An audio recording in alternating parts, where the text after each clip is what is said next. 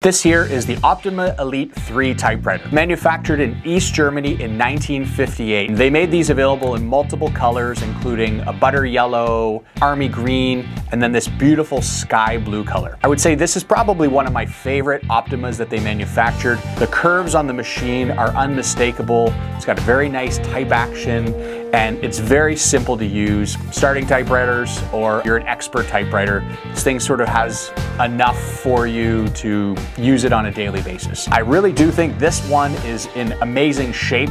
We've had a chance to clean it and detail it, put a new ribbon in, do all of the stuff that we do to our typewriters to make them work as if they were brand new. This could be the next best machine in your collection. It's got the original case to go with it. It's got a black-blue ribbon installed, and it has a really nice typing action, and it sounds the way you would want a typewriter to sound. I'm gonna do a quick typing sample for you so you can hear it and see it in action.